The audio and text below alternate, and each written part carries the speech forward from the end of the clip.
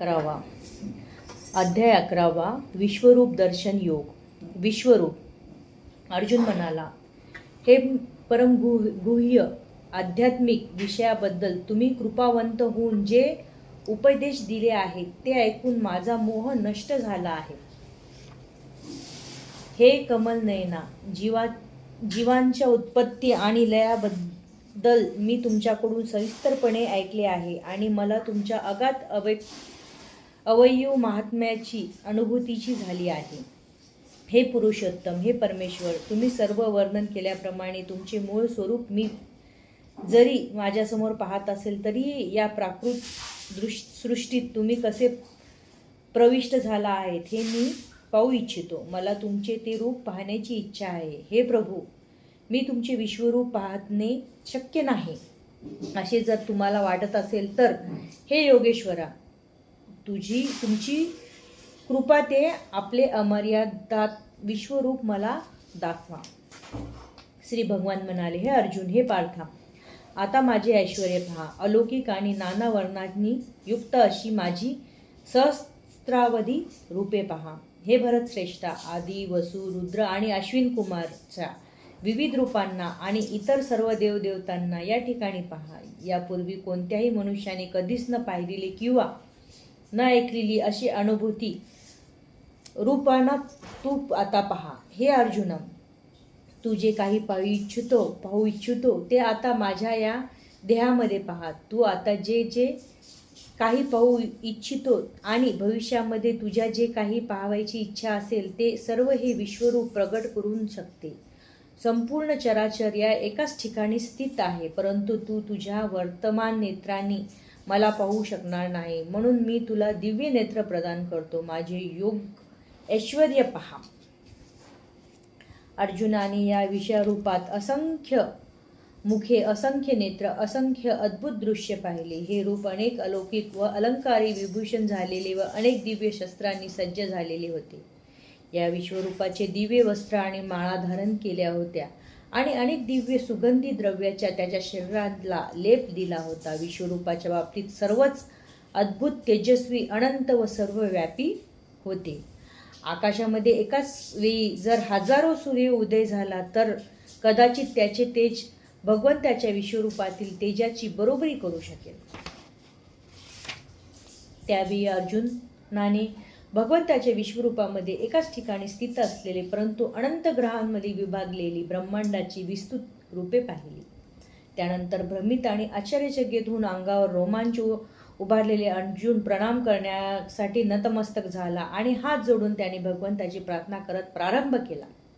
अर्जुन म्हणाला, हे भगवंत, हे कृष्ण, मी तुमच्या शरीरात एकत्रित झालेले सर्व देवतांना आणि इतर विविध जीवांना पाहतो। कमलासनावर बसलेले ब्रह्मदेव तसेच भगवान शंकर, सर्व ऋषी व अलौकिक सर्पांना मी तुमच्या देहामध्ये पाहतो। हे विश्वेश्वर, हे विश्वरूप, तुमच्या देहामध्ये मी अमर्यादित आणि सर्वत्र पसरलेले असंख्य भुजा, उदरे, मुख्य आणि नेत्रांना पाहतो आहे। तुमच्यामध्ये मला आदी, मध्य आणि अंत काहीच दिसत नाही।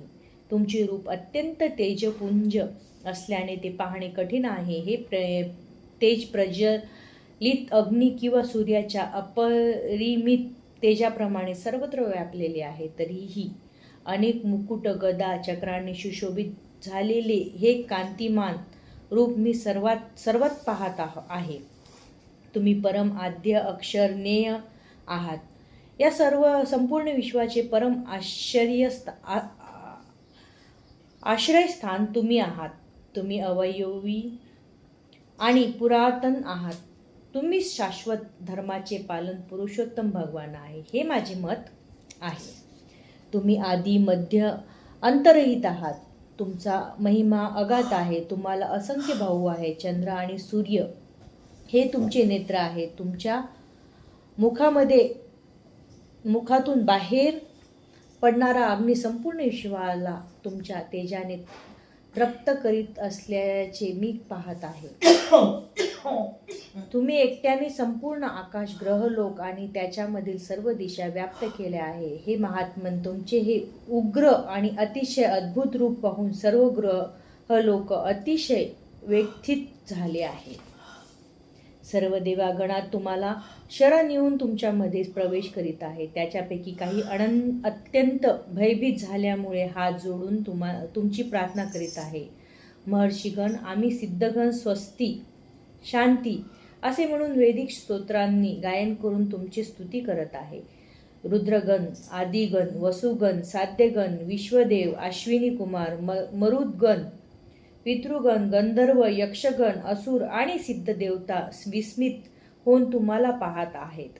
हे महाभाऊ, देवतासहित सर्व लोक तुमचे अनेक नेत्र, मुखे, भुजा, जांध्या, पाय, उदरे आणि अनेक अकरा दाढ्या असणारे महाकाय रूप पाहून अतिशय व्यथित झाले आहे. आणि त्याचप्रमाणे मी सुद्धा व्यथित झालो आहे. हे सर्वव्यापी विष्णू, अनेक तेजस्वी वर्णाने युक्त तुम्ही आकाशात भिडलेले तुमचे आवासलेले मुख आणि प्रतीप विशाल नेत्र असलेले रूप पाहून माझे मन भयान व्यथित झाले आहे. त्यामुळे मी ध्येय व मानसिकता संतुलन राखू शकत नाही. हे देवादिदेव, हे जगन्निवास, तुम्ही कृपया माझ्यावर प्रसन्न व्हा. तुमची मृत्यूरूपे प्रज्वलित मुखे आणि 11 भयंकर दाढ्या पाहून मी माझे संतुलन राखू शकत नाही. सर्वच बाजूने मी गोंधळून गेलो आहे. स्वपक्षीय राजा सहित सर्व धृतराष्ट्रपुत्र, भीष्म, द्रोण, कर्ण आणि आमच्या पक्षातील मुख्य दोघेही तुमच्या भयंकर मुखात त्वरित प्रवेश करीत आहे. काही जण तुमच्या दातामध्ये अडकून त्याच्या मस्तकाचा चुरडा झालेला मला दिसत आहे. ज्याप्रमाणे नद्यांचे अनेक प्रवाह समुद्रामध्ये प्रवेश करतात, त्याचप्रमाणे सर्व महान योद्धे प्रज्वलित होऊन तुमच्या मुखामध्ये प्रवेश करीत आहे. ज्याप्रमाणे पतंग आणि विनाशाकरिता प्रदीप्त अग्नीमध्ये प्रवेश करीत असतात, त्याचप्रमाणे हे सर्व लोक द्रुतगतीने भराभर तुमच्या मुखामध्ये प्रवेश करीत असल्याचे मी पाहत आहे. हे विष्णू, तुम्ही आपल्या प्रज्वलित मुखाने सर्व बाजूने सर्व लोकांना घेऊन करीत असल्याचे मी पाहत आहे. आपले तेजाने तुम्ही संपूर्ण जगत व्यापून उग्र प्रखर होरपळणाऱ्या किरणांनी प्रगट झाला आहात. हे देवादिदेव, कृपया मला सांगा की उग्ररूपधारी तुम्ही कोण आहात. मी तुम्हाला प्रणाम करतो. कृपया माझ्यावर प्रसन्न व्हा. तुम्ही आदि पुरुष आहात. मी तुम्हाला जाणू इच्छितो, कारण मला तुमचे प्रयोजन माहीत नाही. श्री भगवान म्हणाले, जगतांचा विनाश करणारा काळ मी आहे आणि सर्व लोकांना संहार करण्यासाठी मी या ठिकाणी आलो आहे. तुझ्या व्यतिरिक्त, पांडवा व्यतिरिक्त दोन्ही सैन्यातील सर्व योद्धांना चा विनाश होणार आहे. म्हणून उठ, युद्धास तयार हो आणि यश प्राप्ती कर. शत्रूवर विजय मिळव आणि समृद्ध राजाचा उपभोग घे. माझ्या योजनेनुसार त्याच्यापूर्वीच मृत्यू झाला आहे आणि सर्व हे सव्यसाची युद्धामध्ये तू केवळ निमित्त मात्र होऊ शकतोस. द्रोण, भीष्म, कर्ण आणि इतर महायोद्ध्यांना मी पूर्वीच मारलेले आहे. म्हणून तू त्याचा वध कर आणि व्यथित होऊ नकोस. केवळ युद्ध कर. त्यामुळे युद्धामध्ये तू शत्रूवर विजय प्राप्त करशील. संजय धृतराष्ट्राला म्हणाला, हे राजन, भगवंताकडून हे वचन ऐकून थरथर कापणारा अर्जुन हात जोडून पुन्हा पुन्हा नमस्कार केला. अत्यंत भयभीत झालेले अर्जुन सद्गतीत स्वरात भगवान श्रीकृष्णाने असे म्हणाला. अर्जुन म्हणाला, हे ऋषिकेशा, तुमच्या नामश्रवाने संपूर्ण जगत हर्षोल्लासित होते आणि सर्व लोक तुमच्यावर अनुरक्त होतात. सिद्ध पुरुष जरी तुम्हाला नमस्कार करीत असेल तरी राक्षस भयभीत होऊन इतस्तः पळत आहेत. हे सर्व योग्यच घडत आहे.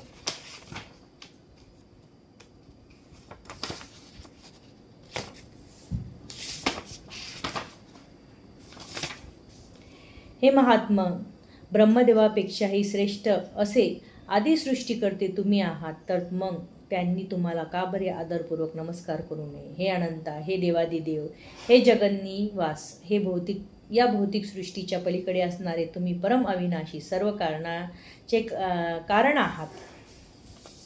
तुम्ही आदिपुरुष, भगवान, पुरातन या व्यक्त प्राकृतिक जगाचे एकमात्र आश्रयस्थान आहात. तुम्ही सर्वज्ञ आहात आणि जे जे ज्ञेय आहेत ते सर्व तुम्हीच आहात. तुम्ही त्रिगुणातील असे परम आश्रयस्थान आहात. हे अनंत रूपी तुम्हीच ही संपूर्ण भौतिक सृष्टी व्यापलेली आहे. तुम्ही वायू आहात.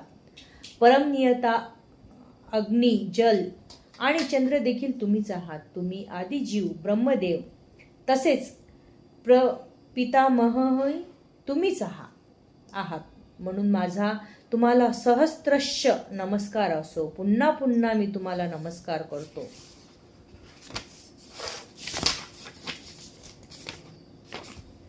तुम्हाला पुढून, पाठीमागून आणि सर्व बाजूंना नमस्कार असो. हे अनंत वीर्य तुमचे अपार शक्तीचे स्वामी आहात.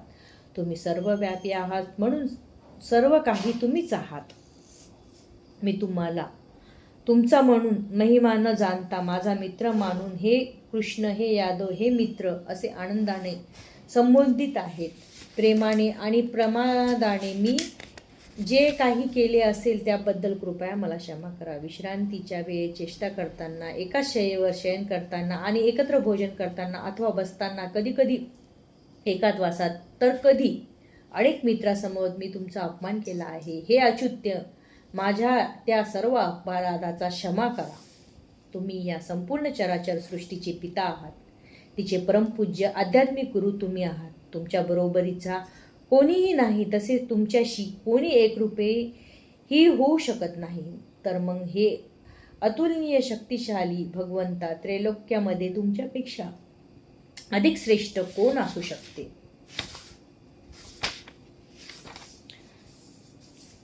प्रत्येक जीवाचे आराध्य परमेश्वर तुम्हीच आहात.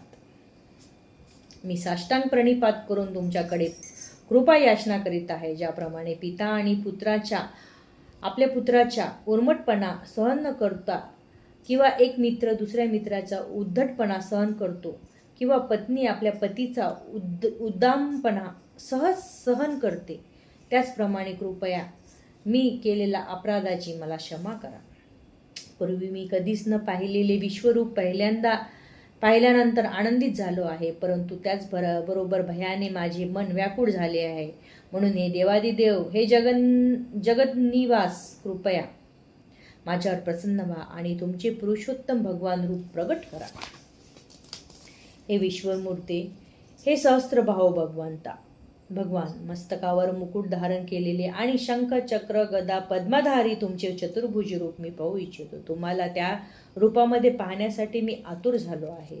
श्री भगवान म्हणाले, हे अर्जुना, मी तुझ्यावर प्रसन्न होऊन माझ्या अंतरंगा शक्तीद्वारे या प्राकृत जगतातच हे परमश्रेष्ठ विश्वरूप तुला दाखविले. तुझ्या वाचून मी पूर्वी कोणीच हे अनंत तेजोमय आणि आद्य रूप पाहिलेले नाही.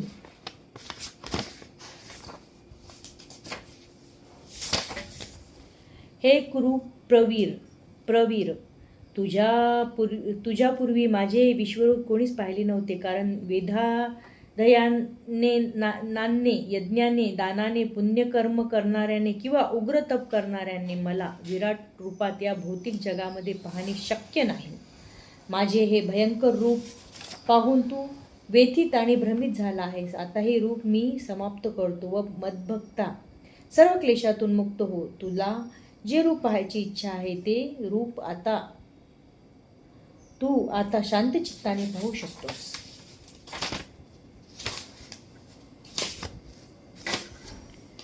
संजय धृतराष्ट्राला म्हणाला, भगवान श्रीकृष्ण याप्रमाणे बोलून अर्जुनाला आपले मूळ चतुर्भुज रूप आणि शेवटी द्विभुज रूप प्रगट केले आणि भयभीत अर्जुन धीर दिला. अर्जुनाने जेव्हा श्रीकृष्णाला मूळ रूपामध्ये पाहिले तेव्हा तो म्हणाला, हे जनार्दना, हे अतिव सुंदर मनुष्य रूप पाहून मी आता शांतचित्त झालो आहे आणि मी आपल्याला पूर्वस्थितीत आलो आहे. श्री भगवान म्हणाले, हे अर्जुना, आता तू जे रूप माझे पाहिले आहे त्याचे दर्शन होणे अतिशय दुष्कर आहे. देवता सुद्धा हे मधुर रूप पाहण्याची संधी प्राप्त करण्याची नित्य प्रयत्नात असतात. तुझं दिव्य चतुर चक्षुदारे तू जे रूप पाहत आहे ते केवळ वेदाध्ययनाने, कठोर तपाने, दानाने आणि किंवा पूजेने जाणणे शक्य नाही. या साधनाद्वारे कोणीही मला माझ्या मूळ स्वरूपामध्ये पाहू शकत नाही. हे अर्जुन, मी जसा तुझ्या समोर उभा आहे तसे मला केवळ अनन्य भक्तियोगाने जाणले शक्य नाही आणि या प्रकारे मला साक्षात पाहता येते. केवळ याच मार्गाने तू माझ्या रहस्यमय तत्वाला प्रवेश करू शकतो. हे अर्जुना, जो सकाम कर्म व तर्कवादाच्या संघातून मुक्त होऊन माझ्या विशुद्ध भक्तीमध्ये संलग्न होतो, जो माझ्या प्रीत्यर्थ कर्म करतो, मला आपल्या जीवाचे परम लक्ष्य मानतो आणि सर्व प्राणीमात्राशी मित्रत्वाचे वागतो, तो निश्चितपणे मला प्राप्त होतो. अध्याय 11 समाप्त. हरे कृष्ण कृष्ण कृष्ण हरे हरे, हरे राम राम राम हरे हरे, राधा कृष्ण राधा.